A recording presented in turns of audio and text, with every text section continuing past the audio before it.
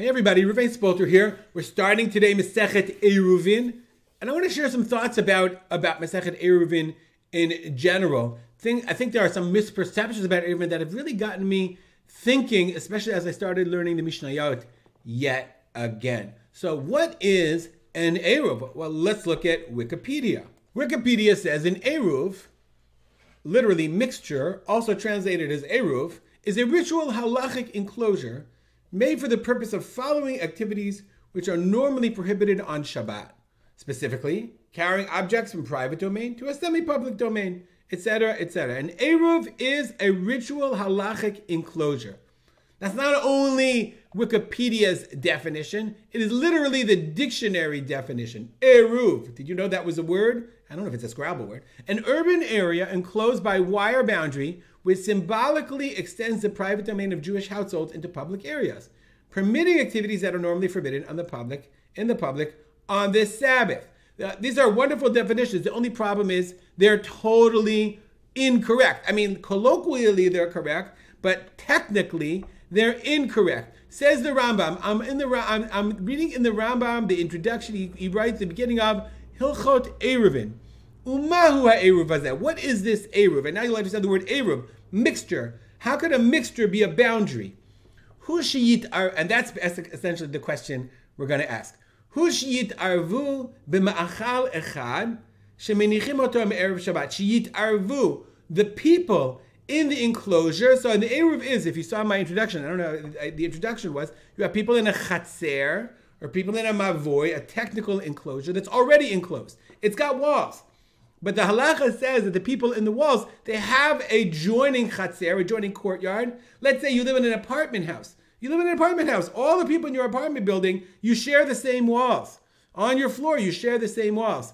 But in order to carry in the communal area, you have to make an Eruv. You have to join them. You have to make them join together, says the Rambam. And what is this Eruv? So that you mix them with one food. You designate it, you set it aside from Erev Shabbat.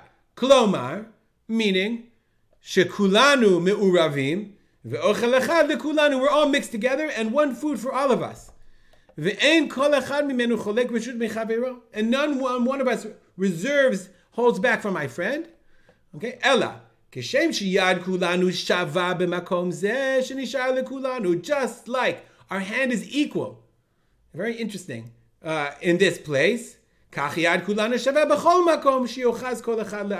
too our hands should be equal in all places.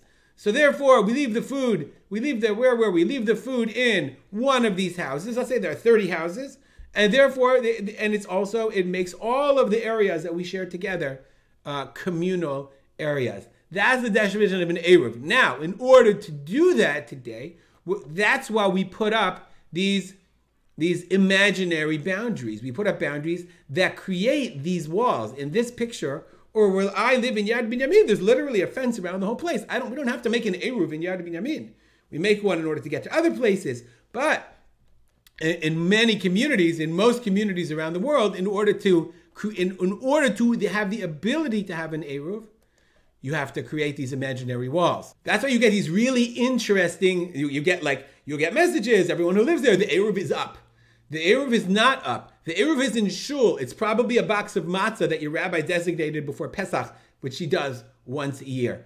Ask around, where is the Eruv? Usually they'll eat it on Pesach, on the next Pesach, at Shalashudis on Shabbat. Or whatever, it doesn't really matter. It's communal food. So the Eruv is not up. The Eruv is set aside. The boundaries and the wires and the enclosures, those are up in order to allow for an Eruv. What's my point? My point is that the language of Eruv, what is the purpose of an Eruv? An Eruv, me'arev, la'arev, as Wikipedia so widely said, to bind together. The purpose of Eruv is to connect.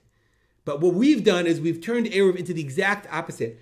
It's in order to separate. The Eruv that we define out it's an Eruv that builds walls. It's a wall. It's a boundary between what's inside and what's outside. And interestingly enough, it's a wall that's it's an imaginary wall. It's a piece of string. It's not a real wall. It's an imaginary wall. And it just got me thinking, as we learned through Eruvin, it got me thinking about the imaginary boundaries that we create in order to separate ourselves, in order to create community. And sometimes those boundaries, whether you're inside the Eruv or outside the Eruv, whether you're inside the boundary or outside the boundary, has deep ramifications for the way that we live our lives. Do we want to be inside this boundary, inside this imaginary fence, or outside of it? And at the same time, are we focusing more on what divides, on what keeps people in or keeps people out? Or are we focusing on the community, on the things that keep us together, that make us equal, that we share with one another? Deep thoughts about Masechet Eruvin. I hope you enjoyed. I'd love to hear your thoughts as well.